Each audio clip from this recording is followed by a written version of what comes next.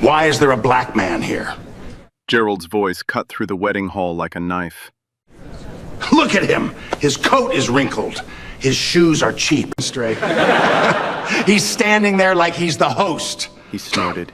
Even his body odor is disgusting. The guests burst into laughter. No one stopped him. The black man stood still. His face was expressionless. I'm a guest, he said softly. Gerald looked him up and down with disgust. A guest? At my daughter's wedding, no one here knows a black man who smells as bad as you. He snapped his fingers to the staff. Get him out! Gerald continued to laugh. His friends laughed, until the groom stood up. He said the man's name, just 2 words. All the laughter died down, as if someone had pressed the mute button. Let me take you back. 6 hours before that moment. Room 614 at the Grand Belmont Hotel. Not the penthouse, not a suite. Just a standard room with stiff white sheets and a window facing the parking lot. Malcolm Taylor stood at the ironing board in his undershirt, pressing a shirt collar. Steam hissed softly against the fabric. His phone sat on speaker beside him. "You eating breakfast?" His mother's voice crackled through. "I had coffee, Mama."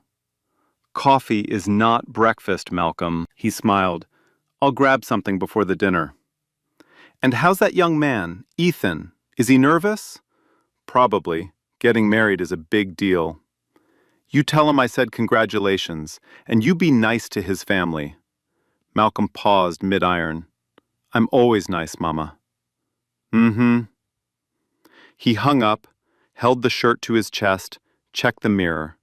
Clean, simple, no flash. Here's what you need to know about Malcolm Taylor. He grew up in Bed-Stuy, Brooklyn, a 2-bedroom apartment with peeling wallpaper and a faucet that never stopped dripping. His mother worked 2 jobs, morning shift at a hospital laundry, nights stocking shelves. She raised him alone, no father, no safety net, just her hands and her stubbornness. Malcolm earned a full scholarship to Wharton, graduated top of his class, worked 18-hour days at 3 different firms before 30. Then he did something nobody expected. Started his own, Ascend Capital Holdings, built from nothing. No family money, no connections, just a sharp mind, relentless discipline, and the kind of patience most people mistake for weakness. Today, Ascend manages $85 billion in assets. Malcolm's personal net worth, $4.2 billion. Bloomberg lists him among the 50 most influential figures in global finance. But you'd never know by looking at him. No entourage, no bodyguards, no Rolex. He drives a 10-year-old Volvo, irons his own shirts, calls his mother every morning. His billions are invisible on purpose. Malcolm believes wealth should build things, not perform for strangers. 8 years ago, Malcolm sat across from a 24-year-old kid in a job interview, fresh out of Columbia Business School. No connections, no family name, mountain of student debt, and a suit that didn't fit. But the kid was sharp, hungry, honest. Malcolm hired him on the spot, mentored him personally, promoted him 3 times. That kid, Ethan Brooks, became one of the youngest senior vice presidents in Ascend's history. When Ethan called to invite Malcolm to the wedding, his voice cracked. "You changed my life, sir. It would mean the world if you came." Malcolm canceled a board meeting in Zurich, flew 11 hours, not because he had to, because Ethan mattered. Now, the other side of tonight, the Grand Belmont Hotel, Greenwich, Connecticut. Carpets thicker than your mattress, chandeliers worth more than a house, oil paintings on every wall, fresh orchids on every table. Gerald Crawford paid $1.2 million for this wedding. Every detail, seating chart, floral arrangements, the exact brand of champagne, he picked personally. His night, his show, his stage. For months, Gerald bragged to every person who would listen. Dinner parties, golf outings, charity galas. My son-in-law works at one of the biggest private equity firms on Wall Street. Huge operation, billions under management. He loved that line. Let it hang in the air so people could be impressed.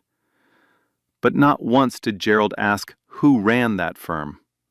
Not once did he ask the CEO's name. He didn't care about the person, only the prestige. That ignorance was about to cost him everything. Back in the ballroom, guests mingled under golden light. Ethan stood near the entrance, greeting arrivals with a warm handshake. He kept glancing toward the door. He was waiting for someone. Caroline, the bride, stood beside him, elegant in a cream dress, but tense. She knew her father was unpredictable. Then Malcolm walked in. Simple navy blazer, no tie, small gift bag in hand. Ethan's face lit up. He crossed the room in 4 quick steps, gripped Malcolm's hand, pulled him into a hug. "You made it, sir. Thank you for being here." Malcolm patted his back. "Wouldn't miss it." From across the ballroom, Gerald Crawford watched, champagne flute in one hand, eyes narrowed. He didn't see a billionaire, didn't see a CEO, didn't see the man who built his son-in-law's entire career. He saw a black man in a cheap blazer. And that was all he needed to see. It didn't take long. Malcolm had barely reached the bar when Gerald appeared beside him. Not next to him, in front of him, blocking his path like a bouncer at a nightclub. Gerald didn't introduce himself, didn't offer a handshake. He just looked Malcolm up and down with the kind of expression you'd give a stain on your carpet. "You with the band?" Malcolm blinked. "Excuse me?" "The band, the DJ, whatever entertainment my daughter hired." Gerald waved his hand vaguely toward the back of the room. "Setup's over there." "I'm not with the band," Malcolm said calmly. "I'm a guest. I work with Ethan." Gerald's eyebrows shot up.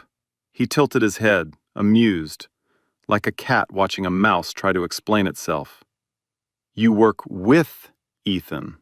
He repeated it slowly, tasting each word. "In what capacity? Mailroom? Janitorial?" A few of Gerald's friends nearby snickered. One nudged the other with his elbow. Malcolm didn't take the bait. "Something like that," he said, and smiled. Gerald stared at him for a long moment.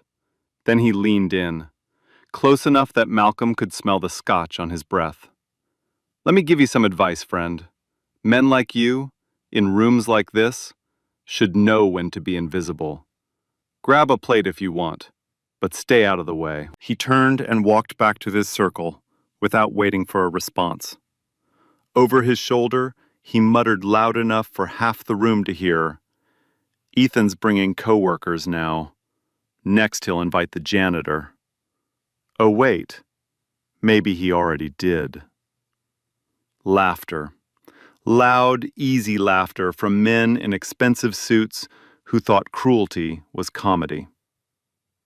Malcolm stood at the bar alone. He picked up his glass of water, took a sip, set it down gently.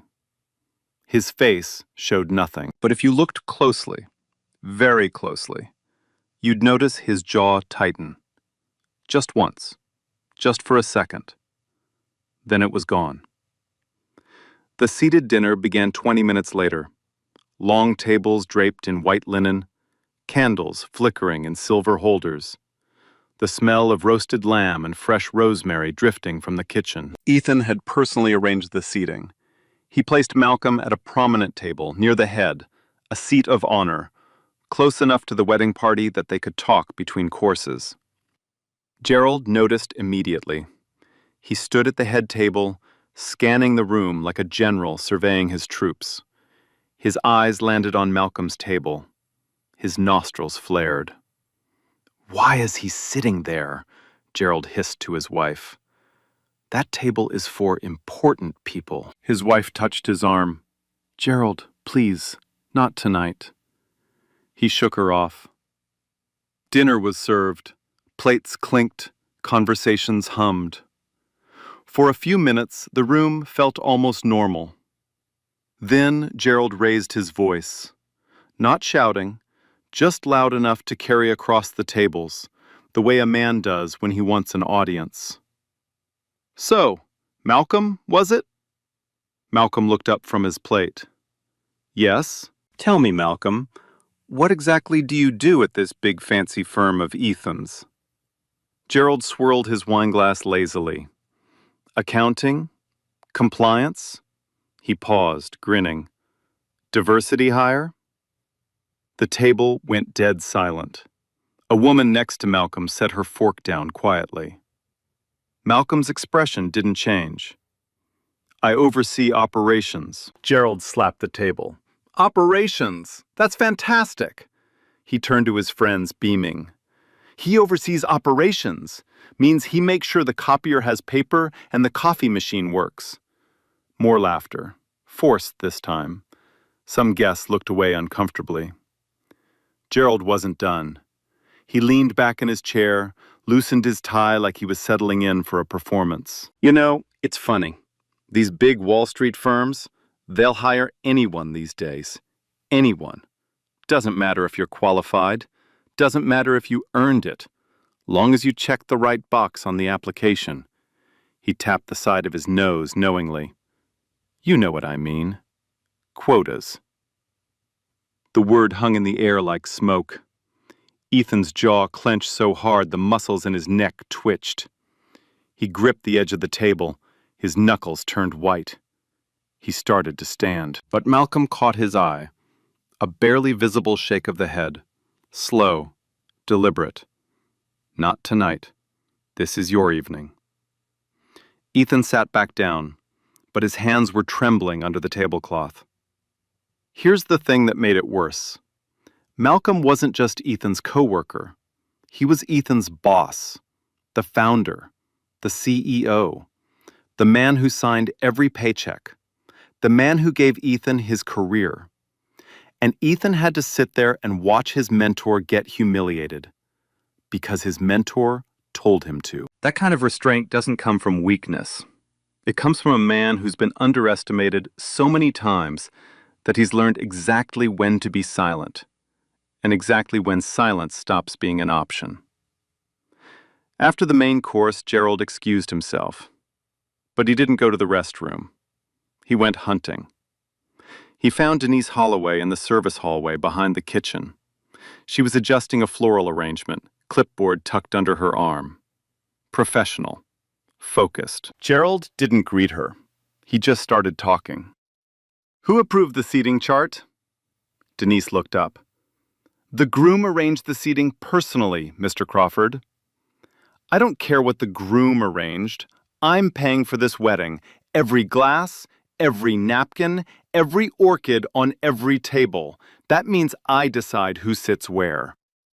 Denise kept her voice steady. "Sir, Ethan was very specific about move him." "I'm sorry?" "The black guy, table 4. Move him to the back, with the +1s, the coat check people, wherever. I don't want to see him when I look up from my plate." Denise straightened her back. "Mr. Crawford, I can't rearrange the groom's seating without his approval." Gerald stepped closer. His shadow fell over her. The hallway was narrow, and suddenly it felt much smaller. "Let me make this very clear, sweetheart." His voice dropped to something low and cold. "I will pick up my phone right now and make one call. One. And you will never plan another event in this state. Not a birthday party, not a retirement dinner, nothing. Are we understanding each other?" Denise didn't flinch, but her grip tightened on the clipboard. Her knuckles pressed white against the metal clip. "The seating stays as the groom requested," she said quietly. "I'm sorry, sir." Gerald stared at her for a long 5 seconds. Then he made a sound, half laugh, half growl, and walked away. He came back to the dining room with a fresh glass of red wine, full to the brim. The deep crimson caught the candlelight as he moved through the tables. He walked behind Malcolm's chair, slowly, deliberately. Then his hand tilted. Wine poured down Malcolm's back. It soaked through the navy blazer, bled into his shirt, dripped onto the white linen chair beneath him. The splash was loud enough to make heads turn from 3 tables away. "Oh, clumsy me!" Gerald's voice was pure theater. He pressed a hand to his chest in mock surprise. "Somebody get this man a napkin! Or a mop, whatever you use." A few gasps, a few nervous laughs. Malcolm didn't jump, didn't curse, didn't spin around. He reached for a napkin, dabbed his shoulder slowly, looked up at Gerald with an expression so calm it was almost eerie. "Accidents happen," he said. Gerald's smirk flickered, just for a moment. He'd wanted a reaction. Anger, humiliation, maybe even tears. Something he could point to and say, "See, this is why people like him don't belong here." But Malcolm gave him nothing, absolutely nothing. And that calm, that unshakable, immovable calm, made Gerald look smaller than any insult ever could. Ethan pushed his chair back. His face was red, his eyes were burning. Caroline grabbed his wrist under the table. "Not here," she whispered. "Please." Ethan looked at Malcolm. Malcolm gave him the same quiet signal, a small shake of the head, a steady gaze that said, "I've survived worse than wine, son. Sit down." Ethan sat, but he leaned toward Caroline and whispered through clenched teeth, "I can't take much more of this." Neither could anyone watching. Gerald Crawford wasn't finished, not even close. The wine incident should have been the end of it. Any reasonable man would have stopped there. But Gerald wasn't reasonable. He was a man who'd spent 60 years believing the world owed him respect, and anyone who didn't look like him owed him an explanation for even being alive. So after dinner, while guests moved into the lounge for cocktails and soft piano music, Gerald went to work. He moved through the room like a poison, slow, deliberate, infecting every conversation he touched. First, he cornered a couple near the grand piano, leaned in close, lowered his voice just enough to sound confidential, but kept it loud enough for nearby ears to catch every word. "Do we actually know that guy? The one at table 4? He shook his head slowly. "Because I Googled him. Nothing. Not a single result. No LinkedIn, no company profile, no social media, absolutely nothing." He raised his eyebrows dramatically. "A man with no digital footprint in 2026? Doesn't that seem suspicious to you?" The couple shifted uncomfortably. The wife glanced toward Malcolm across the room. The husband said nothing. Gerald patted the man's shoulder, a gesture that looked friendly but felt like a warning, and moved on. He found another group near the bar, 3 men in tailored suits, golf buddies, his people. "I'm telling you, Ethan's too kind for his own good. Heart's in the right place, but no common sense. Probably felt pressured by the company to bring someone like that. You know how it works these days." He rolled his eyes theatrically. "Every firm needs their token minority at the holiday party. Looks like they shipped him to the wedding, too." Nervous laughter, a few shaking heads. But nobody challenged him. Nobody said stop. Nobody ever said stop. Gerald leaned closer, dropped his voice to a stage whisper. "Between us, I wouldn't be surprised if the silverware count is off by morning." One of the men winced, but he still laughed. Here's the thing about Gerald's campaign. It worked because Malcolm had designed his entire life to be invisible. Ascend Capital was a private firm. No flashy website, no press releases, no celebrity partnerships. Malcolm had turned down every Forbes interview, every magazine profile, every TV appearance for 20 straight years. His privacy was his power. He didn't need strangers to know his name. He didn't need validation from people who measured worth by what you wore or what you drove. But tonight, that privacy became a weapon, and Gerald was the one swinging it. Within 30 minutes, the atmosphere in the room shifted. You could feel it in your skin, like the temperature had dropped 2 degrees and nobody wanted to admit they were cold. Yes, Malcolm noticed. Of course he noticed. A black man in America doesn't survive 52 years without learning to read a room before the room reads him. But he kept his glass of water steady, kept his posture straight, kept his expression perfectly neutral, because reacting to ignorance was exactly what ignorance wanted. And Malcolm had stopped feeding that beast a long time ago. Then Gerald escalated.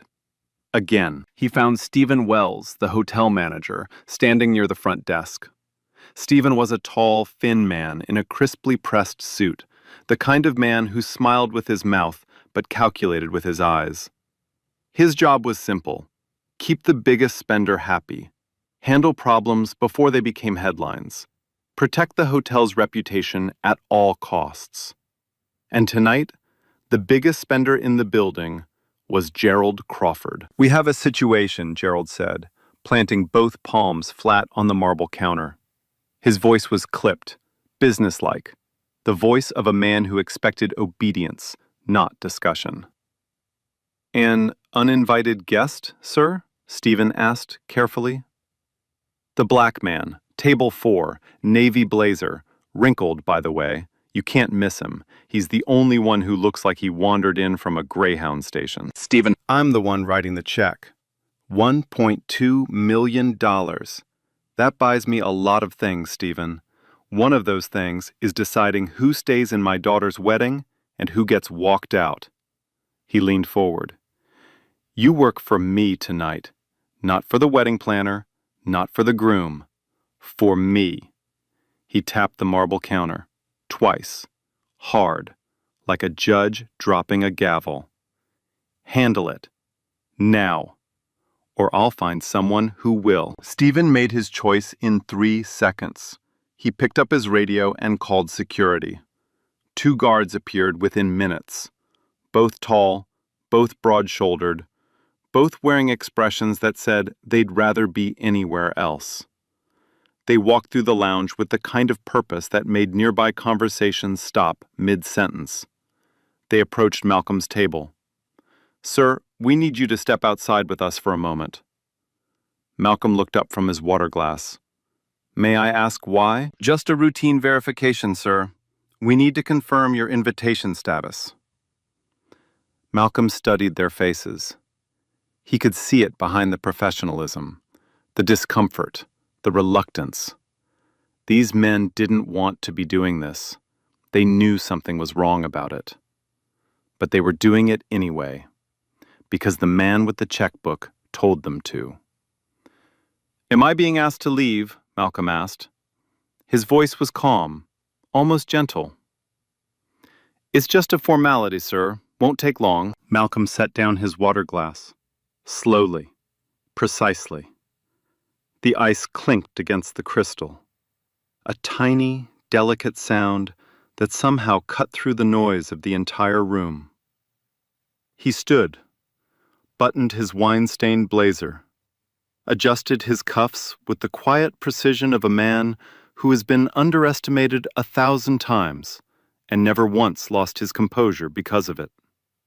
And he walked with the guards toward the lobby. He didn't resist, didn't argue, didn't raise his voice.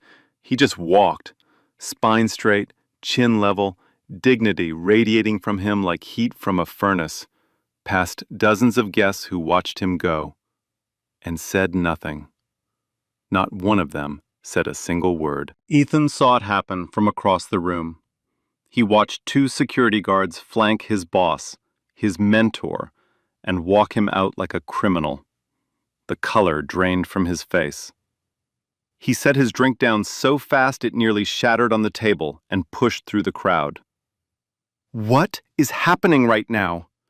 His voice was shaking, not with fear, with fury barely held on a leash. Stephen Wells intercepted him. Mr. Brooks, please remain calm. Mr. Crawford raised some concerns about a potentially uninvited... Uninvited? Ethan's voice cracked through the lobby like a gunshot. Guests in the hallway flinched. I personally invited him. He is the single most important guest at this entire wedding, Stephen stammered. I understand, sir, but Mr. Crawford was very insistent. I don't care what Crawford insisted. And then Gerald arrived. Strolling into the lobby slowly, champagne still in hand, jacket unbuttoned. Like a king walking through his own palace. Calm down, Ethan. You're embarrassing yourself. Gerald sipped his champagne. If this man is really your colleague, he'll understand.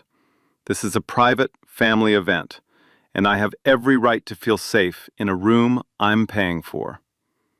He turned to Malcolm, locked eyes with him, and the smirk disappeared. What replaced it was something far worse, something raw, honest, and deeply ugly. I don't know where you came from, Gerald said slowly, and I don't care. One step closer. Men like you don't belong in rooms like this. You didn't earn your way here. Somebody felt sorry for you. Maybe even Ethan gave you a pity invite, and now you think you deserve to sit at a place of honor? With real people? With my family? Another step. Close enough to smell the scotch on his breath. I built my empire, brick by brick. Real estate, real money, real power. He jabbed a finger into Malcolm's chest, hard enough to push him back half a step. What did you build? What do you actually own, besides that cheap, stained jacket? He turned to Ethan. His voice softened, almost fatherly now, more dangerous than any shout. I love you like a son, but you need to learn something. This man is not your equal. He never was. He never will be. And the sooner you accept that, the better off this family will be. Back to Malcolm. Gerald leaned in close enough to whisper. But he didn't whisper. He wanted everyone to hear. Now walk out that door, and don't you ever show your face around my family again. Because next time, I won't be this polite. The lobby was packed now. 40, maybe 50 guests had filtered in from the ballroom. Some stood in doorways, some pressed against walls, some craned their necks from the hallway. The air was thick and absolutely still. The kind of silence that only exists when every person in a room knows they are witnessing something that will never be forgotten. Near a marble column, Pamela Summers held her phone at waist level. The camera was angled upward. The red recording light blinked steadily. She hadn't moved in 4 minutes. Malcolm stood perfectly still, eyes locked on Gerald's, hands at his sides, open, relaxed, steady. He didn't tremble, didn't sweat, didn't look away.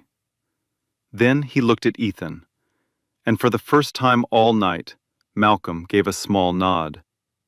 Not a nod of defeat, not a nod of surrender, a nod of permission. It's time. The lobby held its breath. Gerald stood tall, chin raised, chest puffed, fully convinced he'd just won. He smoothed his jacket, sipped his champagne, waited for Malcolm to turn around and walk out that door like a good, obedient nobody. But Malcolm didn't move. And Ethan Brooks stepped forward. His footsteps echoed on the marble, slow, heavy, each one landing like a heartbeat counting down to something inevitable. His eyes were red, his jaw locked so tight the veins in his neck bulged like cables. He stopped between Gerald and Malcolm, close enough that their chests almost touched. His voice came out barely above a whisper, but in that dead silent lobby, every syllable carried like thunder. Gerald. Gerald blinked. Ethan, listen. No, you listen. For once in your life, you listen. Gerald's smile died on his face. Ethan's voice climbed, not screaming, not shouting, but something worse. Controlled, precise, trembling with 8 years of gratitude and 5 hours of rage finally breaking through. I watched you disrespect this man all night. At the bar, at the dinner table, you poured wine on him, called security on him, jabbed your finger into his chest and told him he doesn't belong. And I stayed quiet, because he asked me to, because he didn't want to ruin my wedding. Gerald opened his mouth. Ethan didn't let him speak. But you crossed every line. So now every single person in this room is going to hear what I have to say. 50 people. Absolute silence. Nobody breathing. Ethan turned to face the entire lobby, voice rising, clear, steady, final. His name is Malcolm Taylor. Gerald squinted. The name meant nothing to him. Not yet. He is the founder and CEO of Ascend Capital Holdings. Gerald's champagne glass froze halfway to his lips. The company where I work. The company you've been bragging about at every dinner party, every golf outing, every charity gala for 2 straight years. Gerald's hand began to tremble. Champagne rippled inside the glass. He is my boss. Drops spilled onto Gerald's sleeve. He didn't notice. He recruited me when nobody else would, mentored me, promoted me 3 times. Every paycheck I've ever earned, every dollar you've bragged about to your golf buddies, has his signature on it. Ethan stepped closer, voice dropping, but hitting harder in the quiet. That fancy Wall Street job you love to name drop? It exists because of this man. The man you called a pity invite. The man you told to never show his face again. The lobby erupted, not in sound but in movement. Hands reaching for phones, fingers tapping screens, blue glow lighting up faces as guests frantically Googled 2 words, Malcolm Taylor. Then the gasps began. A woman covered her mouth. A man whispered, "Oh my God." A louder voice cut through. 85 billion in assets. Another, net worth, 4.2 billion, with a B. Another, he's worth more than everyone here combined. Gerald's face drained white, all at once, like someone yanked a plug beneath his skin. His lips moved, but nothing came out. His champagne glass dangled at his side, forgotten. You never told me. You never asked, Gerald. Not once. You loved the prestige. You never cared about the people. Then Malcolm spoke. Every eye in the lobby turned toward him. His voice was quiet, unhurried, but it carried across the marble like a bell ringing in an empty cathedral. You asked me what I built, Gerald. 1 step forward. I built the firm that made your son-in-law's career. A company that manages more money than your entire real estate portfolio will ever be worth. Another step. But I didn't come here as a CEO. I came because Ethan, one of the finest people I've ever known, asked me to be here on the most important night of his life. Eye to eye with Gerald now, close enough to see sweat beading on his forehead. You said men like me don't belong in rooms like this. A long, heavy pause. But Gerald, I own rooms like this. Silence so thick it pressed against the walls. Then Caroline stepped forward, heels clicking sharp on marble, tears streaming down her cheeks, but her voice steady as steel. "Dad, leave. Right now." Gerald spun. "Caroline, sweetheart, I didn't know. You humiliated the man who gave my husband his career.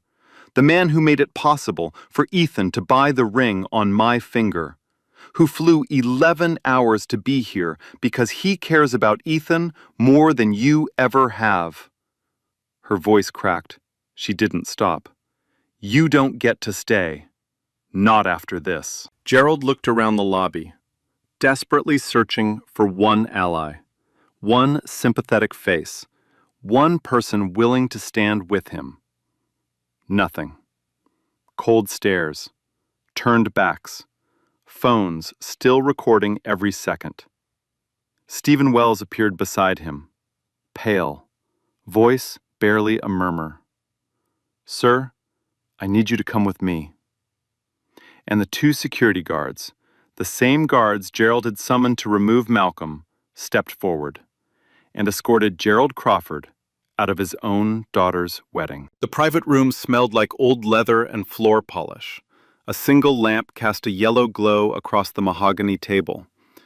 Gerald sat in a chair that was too small for a man his size, hands clasped on his lap, champagne gone, confidence gone, everything gone. Malcolm stood near the door. He hadn't wanted to come, but Ethan had asked, quietly, with wet eyes, and Malcolm couldn't say no, not tonight. Gerald spoke first. His voice was smaller now, thinner, like a balloon leaking air. "It was a misunderstanding.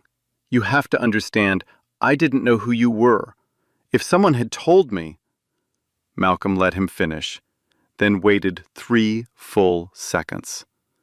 The silence was heavier than any words. "If someone had told you—" "What, Gerald? You would have been polite? Shaken my hand? Offered me a drink instead of pouring one down my back?" Gerald swallowed hard. "You would have smiled at me, called me sir, bragged about me to your golf buddies the way you bragged about my company." Malcolm's voice was calm, almost soft. That made it worse. "And that's exactly the problem. One step closer. If I weren't a billionaire, if I were exactly what you thought, an operations clerk, a mailroom worker, a man who rides the bus, would that have made your behavior acceptable?" Gerald opened his mouth. Nothing came out. Would it have been okay to pour wine on him? Call security? Jab your finger in his chest and tell him he doesn't belong? Gerald's eyes dropped to the floor. "Answer me." Silence. Gerald's lower lip trembled, not from sadness, from the realization that every eye in his world had just watched him destroy himself, and nothing could undo it. Malcolm leaned forward, voice dropping to a whisper. "You didn't treat me that way because you didn't know my net worth. You treated me that way because of the color of my skin, and we both know it." Gerald's shoulders caved inward. He looked like a man watching his house burn with nothing left to save. He didn't argue. He couldn't. Malcolm was right, and every person in that lobby knew it. Malcolm straightened up, buttoned his wine-stained jacket, and walked out without another word. The lobby was buzzing, not with celebration, with aftershock. Guests huddled in tight clusters, whispering behind raised hands. Malcolm Taylor and Ascend Capital bounced off the marble walls like echoes in a canyon. Pamela Summers was waiting near the elevators. She stepped forward, professional, direct. "Mr. Taylor, I'm Pamela Summers. I'm a journalist. I recorded the entire confrontation." Malcolm stopped. "I'd like your comment before I publish." He studied her face, then said 5 words. "The truth doesn't need my permission." He walked to the elevators. Pamela looked down at her phone, the video still paused on screen, and pressed save. Back in the private room, Stephen Wells stood over Gerald. His tone had changed entirely. The obedient manager who called security on Malcolm 30 minutes ago was now sweating through his pressed shirt. "Mr. Crawford, your behavior tonight violated our guest conduct policy. We need you to vacate the premises." Gerald looked up. "You're kicking me out? I paid $1.2 million. Sir, please." Gerald stood slowly, knees cracking. He grabbed his jacket and walked toward the service exit, the back hallway, past the kitchen where dishwashers clanked and steam rose from industrial sinks. He left through the same door the staff used to take out the trash. Nobody walked him out. Nobody said goodbye. The next morning, the wedding went forward, without Gerald. Caroline walked down the aisle on her mother's arm, eyes red but chin high. Sunlight poured through tall windows and turned the white flowers golden. Malcolm sat in the front row, quiet, still, hands folded. When Ethan stood at the altar and saw him, he paused mid-breath, eyes glistening.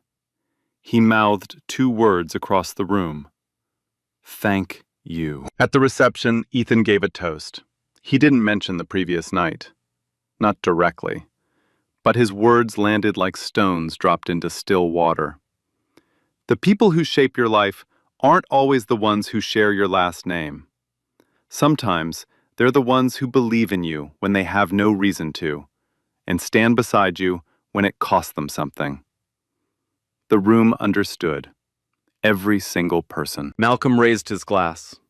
No speech, no nod, just a steady hand and the faintest trace of a smile.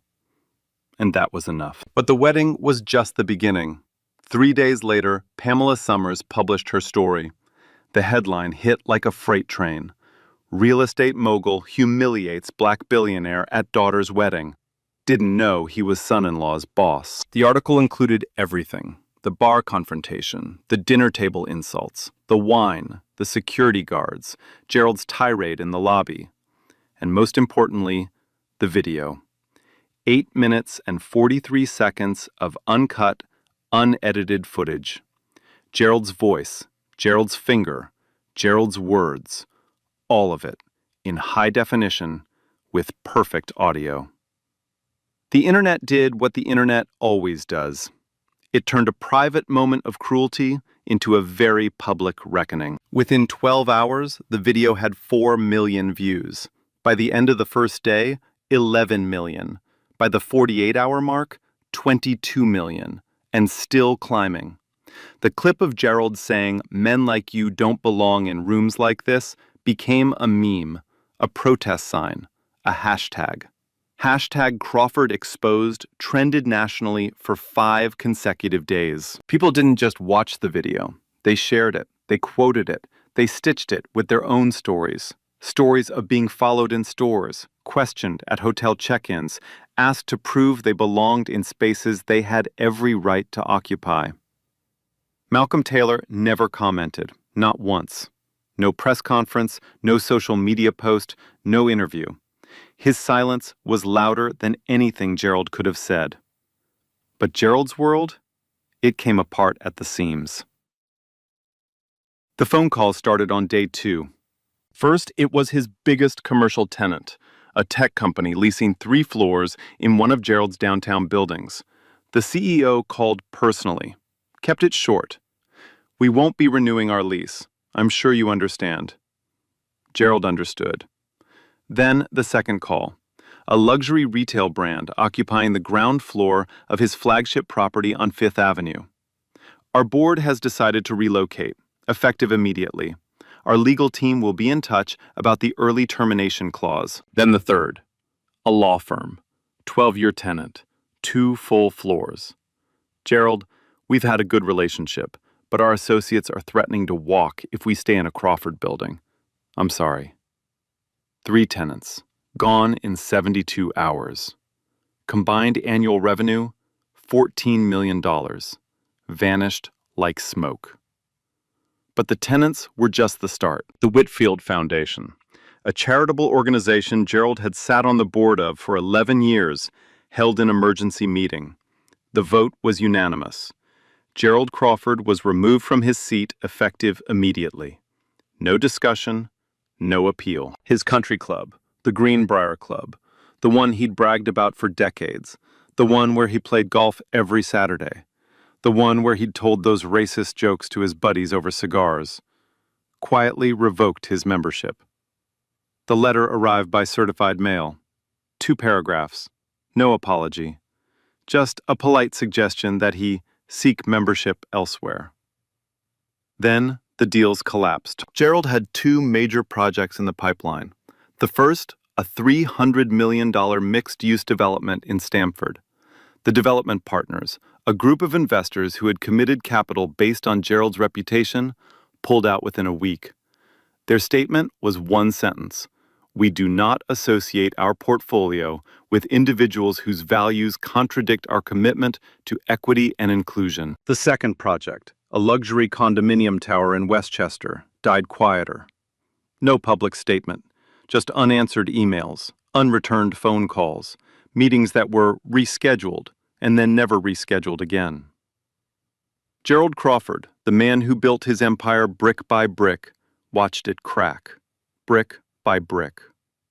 And then came the legal consequences. Denise Holloway, the wedding planner Gerald had threatened to blackball, filed a formal complaint with the Connecticut Commission on Human Rights and Opportunities.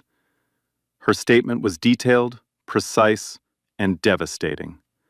She documented every interaction: the demand to move Malcolm, the threats to end her career, the discriminatory language Gerald used when referring to both her and Malcolm. The commission opened an investigation, not just into the wedding incident, but into Gerald's business practices. And what they found was worse than anyone expected. 3 prior complaints, all from tenants of color, 2 black families and 1 Latino couple. All had reported discriminatory treatment in Crawford Premier Properties buildings, unequal maintenance response times, hostile interactions with building management, lease terms that differed significantly from those offered to white tenants in the same buildings. All 3 complaints had been settled quietly, out of court, with non-disclosure agreements, buried so deep that nobody knew they existed. Until now, the NDAs didn't protect Gerald anymore. The pattern was public. The commission referred the case to the state attorney general's office. Reporters started digging. Former employees came forward, anonymously at first, then by name, describing a workplace culture where racial jokes were common, where black applicants' resumes were routinely passed over, where Gerald himself had once said in a staff meeting that certain neighborhoods weren't worth investing in because of their demographics. Gerald's attorneys told him to apologize. He refused. For 2 weeks, he refused. Then his lawyers showed him the numbers, the lawsuits, the projected legal fees, the cascading property devaluations tied to the Crawford name. They laid it out on a conference table, spreadsheet after spreadsheet, and told him the truth. You apologize now, or you lose everything. Gerald went on television, sat in a leather chair, wore a navy suit, read from a prepared statement that his legal team had written, revised, and rehearsed with him 14 times. It lasted 90 seconds. His voice was flat. His eyes were dry. His hands never left the armrests. He used the phrase "deeply regret" twice and "moving forward" 3 times. He did not say the word sorry, not once. The public response was merciless. Too late. Fake. Only sorry he got caught. The comment section was a graveyard of sympathy. A civil lawsuit was filed on behalf of the 3 former tenants. The case gained national attention. Legal analysts called it one of the most clear-cut housing discrimination cases in recent Connecticut history. Within 6 months, the damage was complete. Gerald's net worth dropped by an estimated 40%. Properties that once bore the Crawford name were quietly rebranded. His development company, Crawford Premier Properties, was placed under a federal consent decree requiring independent civil rights monitoring for 5 years. 5 years of someone watching over his shoulder. 5 years of audits. 5 years of proving, on paper, that he could treat people equally. The empire Gerald Crawford built, brick by brick, didn't collapse overnight. It crumbled slowly, painfully, publicly, the way all empires built on arrogance eventually do.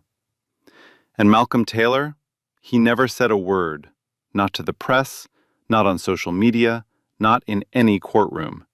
He didn't have to. The truth had done all the talking for him. So where are they now? Malcolm Taylor never made a public statement about Gerald Crawford. Not one word, no interview, no op-ed, nothing. Instead, he did what he's always done.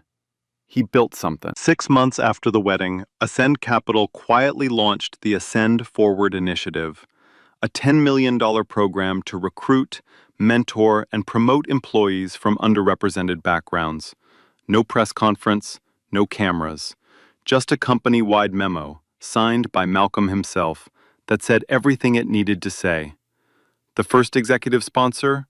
Ethan Brooks. Ethan was promoted to managing director within the year.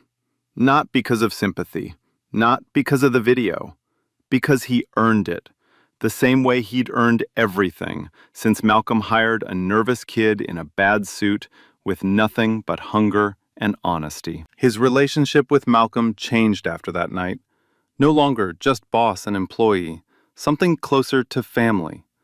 They have lunch every Thursday at the same diner 2 blocks from the office. Malcolm still calls him kid. Ethan still calls him sir. Some bonds don't need an audience. Caroline never spoke publicly about her father. She and Ethan built their life quietly, far from Gerald's shadow. But every Christmas, a handwritten card arrives at Malcolm's office. No return address needed. He knows who it's from.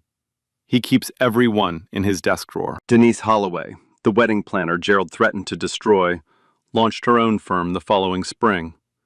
Her first high-profile client? Ascend Capital's annual holiday gala, personally referred by Malcolm. She hasn't had an empty calendar since. And Gerald? He sold his remaining properties at a loss, moved to a smaller home in a different state, a 2-bedroom house with no gate, no columns, no oil paintings.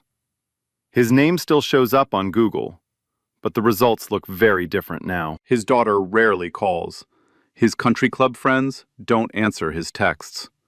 The golf buddies who laughed at his jokes that night have all suddenly developed very poor memories about ever being close to him. The empire is gone. The prestige is gone. The room is empty. And he built every bit of that silence himself. And that's the real lesson. Gerald didn't become wrong when he found out Malcolm was a billionaire. He was wrong the moment he looked at a black man and decided he didn't belong. The reveal, the name, the title, the net worth, just made the consequences visible.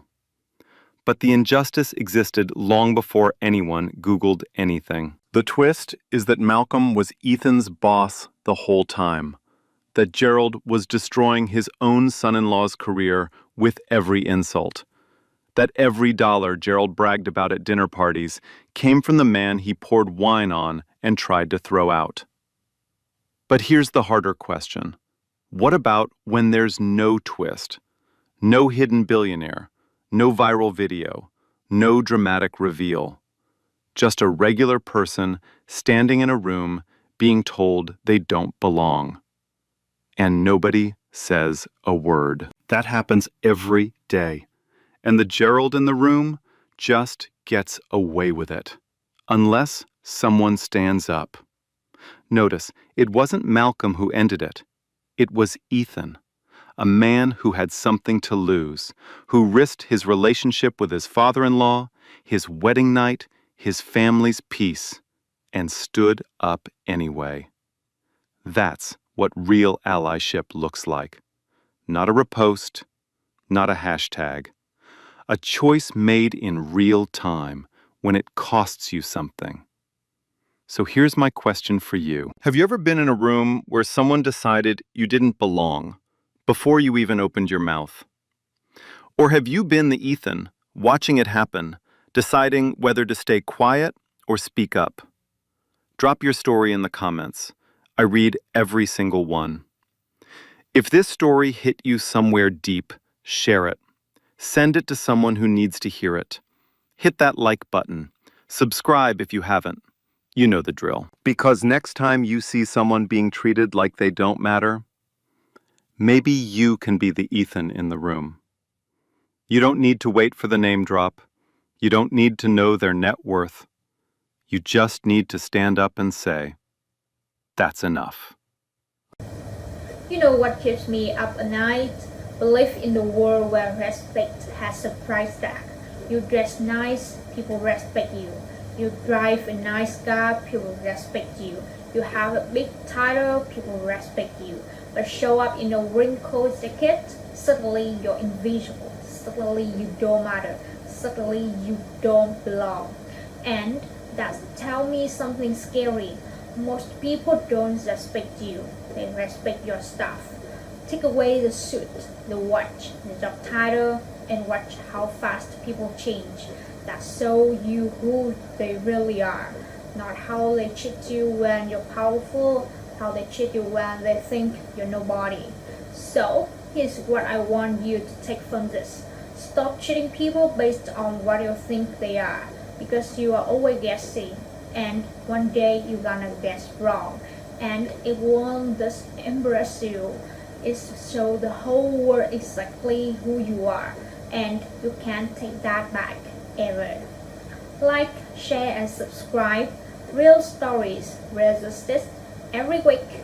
And remember, respect everybody, not because of what they might be, because they are human. That should be enough.